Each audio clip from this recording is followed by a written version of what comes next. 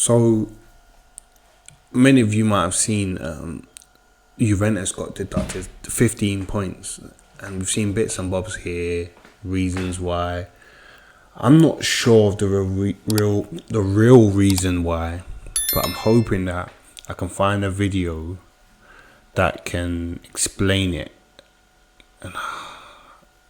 Because I don't understand why a big club like Juventus, keeps making big mistakes. I remember years back they got relegated to Serie B for all kinds of madness. I don't know, it was match fixing, all kinds of other stuff. I remember like a lot of the top players stayed with them to get them back into Serie A.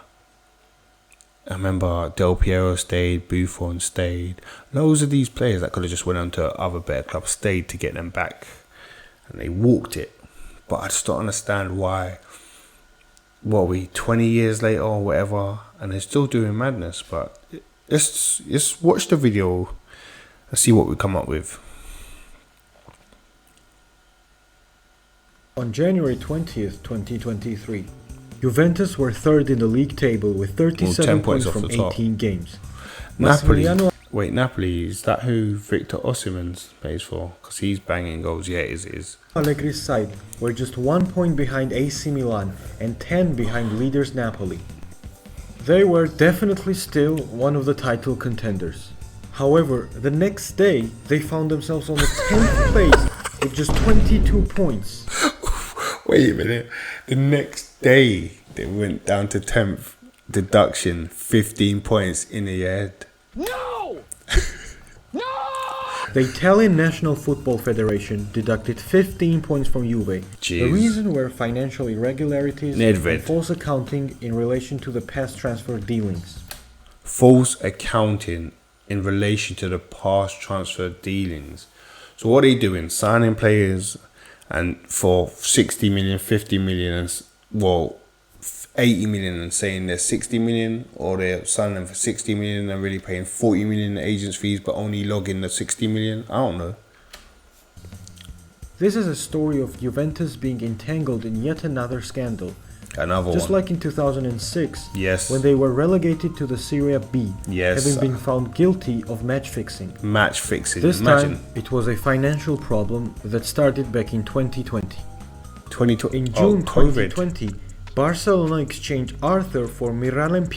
Imagine this player now at Liverpool can't get a game, and he went from Barca to Juve. Let's see, Pjanic in a swap deal with Juventus. The Barcelona midfielder joined Juventus for 72 million euros, and Miralem Pjanic joined Barca for 60 million euros. Officially, these two transfers were not connected. They were not announced as part of the same deal. From a retrospective view, this deal was a failure for both clubs, because none of the players are there anymore and both of them had little to no impact to their respective teams. Clearly, these transfer fees look inflated. But the thing is that even if this transfer was a huge success for Barcelona and Miralem Pjanic turned out to be their best player, helping them win every title possible, on the other hand, Arthur absolutely flopped and played 0 games for Juve. This transfer would still be a right move for Juventus, but obviously for all the wrong reasons. The swap deal was declared illegal by many journalists. It was among a number that were scrutinized in an investigation into capital gains on the transfer market. The term capital gain refers to the profit earned on the sale of an asset. So why are capital gains important in football? Because they count directly towards a club's annual profit. Some clubs have reportedly tried inflating the value of assets in order to be seen to have made a profit on certain transfers. This is what happened in this case. Both Barcelona and Juventus wanted to post a profit before the end of the financial year, which was at the end of that month when the transfers occurred. In reality, the only money which exchanged hands was the 12 million euros that Juve gave to Barcelona. Hold on a minute. They inflated the value of the players. So did the value of the players contribute to what the bottom line is for each club? Because they're showing here that they only really exchanged 12 million euros, because that's the difference between the two transfers. I'm not sure. Which was the difference between the two transfer fees. However, because Juventus and Barcelona were in a bad financial state and they wanted to show a profit just on paper for specifically that year, they inflated the transfer fees of these players on purpose and showed a profit with the help of the amortization rule. Okay. This is how the rule works. If a club sells a player to another club for 100 million fee, they get to record that 100 million as revenue. So if they only transferred 72 million between the clubs, but let's just say Pjanic went to Barcelona for 72 million.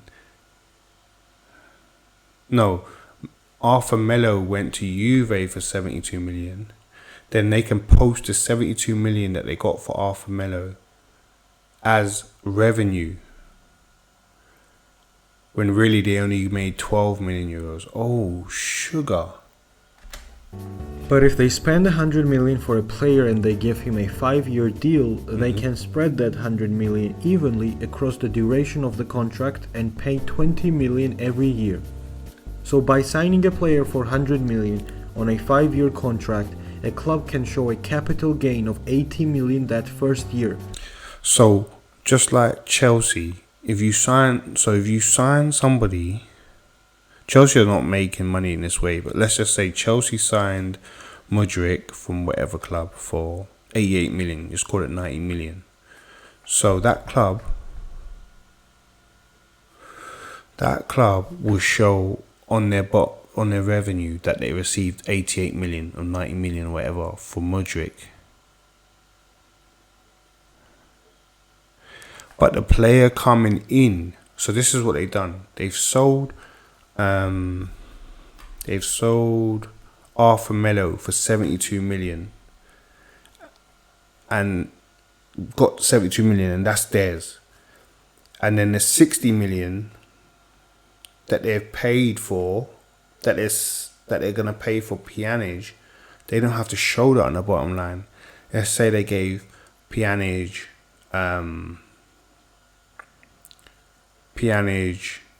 a 5-year deal. 60 million divided by 5, I think that's 15 million or 12 million, sorry. 12 million. They would only show 12 million being spent on their bottom line. So the 72 million minus the 12 million would be 60 million. They would show 60 million profit by overinflating the transfer deal. But of course that profit will just be on paper and not in real life. Yeah. Doing this is completely legal. The illegal part is inflating players' transfer values on purpose in order to show a bigger profit on paper. This is exactly what Juve did.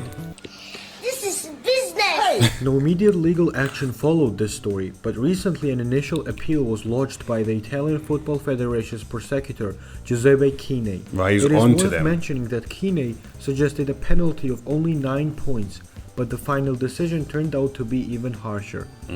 As a result, Juventus were found guilty and were deducted 15 points from their Serie A tally of 37 and were dropped down to the 10th place. Additionally, Juve's ex-board members were punished too.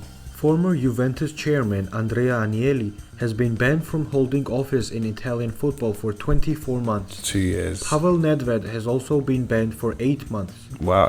He was a sick player, ambidextrous. I remember using him in football games as well. He had like the top rating for using his wrong foot. And now he's working at the club he made his name at, or one of the clubs he made his name at. He banned because they're dodgy. Notably, current sporting director Fabio Paratici has been banned for 30 months. Wow. Several Juventus players posted supportive messages for the club on Instagram. The 15-point deduction says Juventus dropped down to the mid-section of the Serie A. It is guaranteed that they are out of the title race, and reaching the Champions League spots also seems like an impossible task. Because of this, we might see a bunch of their players leave the club next season. Imagine, I forgot, Pogba just got there, he had an injury, he missed the World Cup, and now he won't even be in the Champions League next year. This is unbelievable. Unbelievable. Juve are definitely in some great trouble, and it will be interesting to see how this story progresses. So, as I understand it, they basically overinflated the values to show bigger profit that they didn't have. It was just on paper. The Italian Federation basically said, nah, mate, can't do that. You're banned. Everybody gets a ban. So I wonder if they're not in the Champions League, they've not really got this profit in general. Are they going to have to start selling players?